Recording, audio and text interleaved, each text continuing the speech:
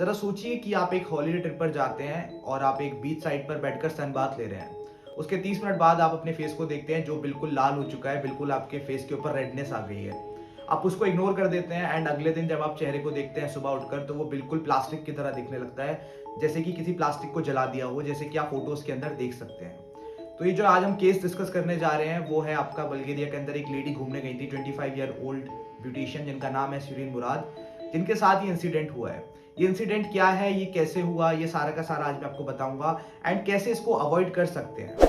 तो इससे पहले आपने चैनल को सब्सक्राइब नहीं किया है तो प्लीज चैनल को सब्सक्राइब कर दीजिए एंड वीडियो को लाइक कर दीजिए। तो ये जो केस आप देख रहे हैं फोटोज के अंदर, ये है आपका सनबर्न का केस। सनबर्न क्या होते हैं एंड इसको कैसे ट्रीट किया जा सकता है, इसको कैसे अवॉइड कर सकते हैं आप। तो सनबर्न के अंदर क्या होता है, बेसिकली जो आपकी जो सन की रेडिएशन होती है उसके अंदर आपकी यूवी रेडिएशन वाला एक स्पेक्ट्रम होता है। जब आप लाइट को पढ़ते हैं तो उसके अंदर डिफरेंट वेवलेंथ की लाइट्स होती हैं, ठीक है। तो उसके अंदर एक होता है आपका यूवी स्पेक्ट्रम, अल्ट्रा वायलेट। तो अल्ट्रा वायलेट वाला स्पेक्ट्रम के अंदर दो टाइप की आपकी सनलाइट्स होती हैं, ए एंड बी। ए वाला जो होता है वो आपकी स्किन को डीप पेनिट्रेट करता है, डीपर पेनिट्रेट करता है, जैसा कि आप डायग्राम के अंदर देख सकते हैं। एंड बी वाला इतना डीप पेनिट्रेट नहीं करता है।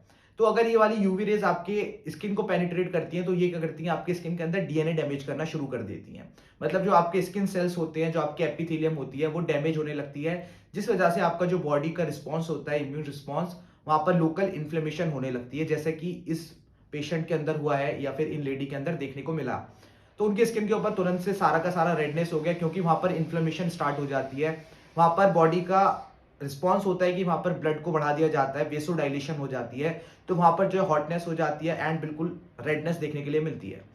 बट जो इन्फ्लेमेशन का जो लेटर स्टेजेस होते हैं, जो बाद में देखने के लिए मिलता है, उसके अंदर क्या होता है, आपके मास्ट सेल्स वगैरह एक्टिवेट हो जाते हैं, जो कि आपका एक इम्यून रिस्पॉन्स का पार्ट होता है। तो मास्ट सेल एक्टिवेट होते हैं तो बॉडी के अंदर और भी केमिकल्स रिलीज होने लगते हैं, जैसे कि हिस्टामिन हो गया, प्रोस्टाग्लैंडिन्स हो गया।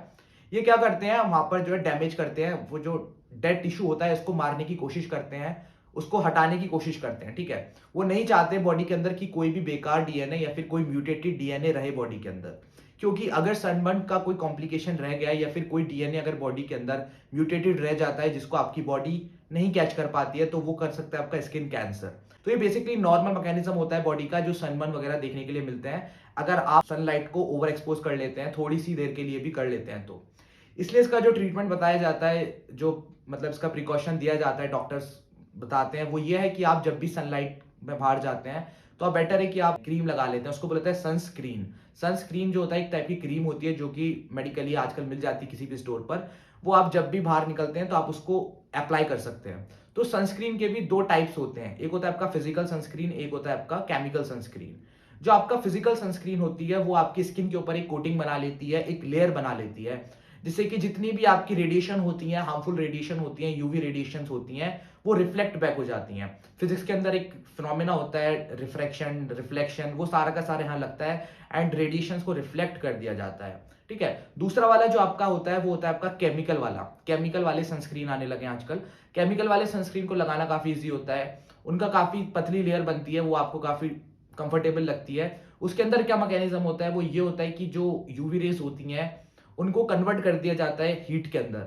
वो जो केमिकल्स होते हैं उन केमिकल सनस्क्रीन के अंदर वो कैटेलाइज करते हैं यूवी रेस को एंड कन्वर्ट कर देते हैं हीट के अंदर, जिस वजह से जो है उनका जो टॉक्सिक इफेक्ट होता है, यूवी रेस का जो हार्मफुल इफेक्ट होता है वो बॉडी से एलिमिनेट हो जाता है एंड आपकी बॉडी सेफ रहती है एनी एक्सपोजर, डीएनए डैमेज वगैरह से, ठीक है। तो ये बेसिक सा कंसेप्ट होता है सनस्क्रीन का। और अगर आपको सनबर्न हो जाते हैं बेसिकली, तो आप क्या कर सकते हैं, अब हम लोग डिस्कस कर लेते हैं। सनबर्न के अंदर बेसिकली आपको देखने के लिए मिलेगा, आपको पेन होने लगेगा उस साइड पर, तो आप उसके लिए एनाल्जेसिक्स ले सकते हैं। आप उस साइड पर जो है लोकली उस पर कोल्ड वाटर डाल सकते हैं एंड कुछ ठंडा लगा सकते हैं।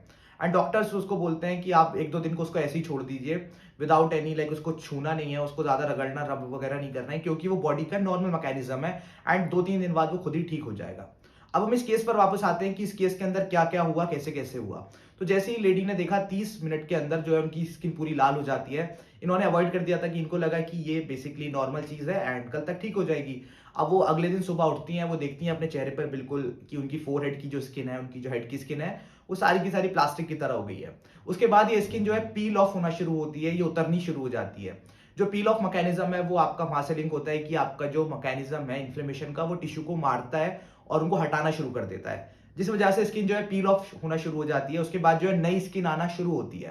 तो नई स्किन आने का जो फोटो है वो आप देख सकते हैं स्क्रीन के ऊपर कि ये जो नई स्किन के पैचेस आपको दिख रहे होंगे। उसके बाद जो आपका नॉर्मल स्किन आती है 7 वीक्स के बाद।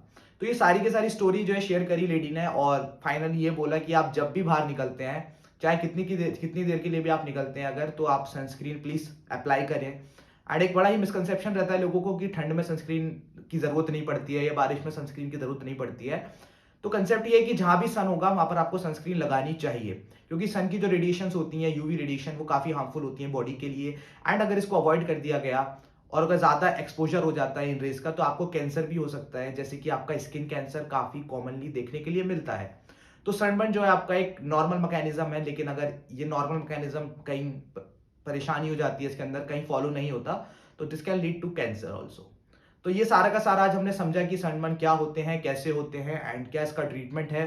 और इसी के साथ इस वीडियो को खत्म करते हैं। Thank you for watching this video and channel subscribe नहीं किया है तो प्लीज़ चैनल को सब्सक्राइब कर देना। Thank you.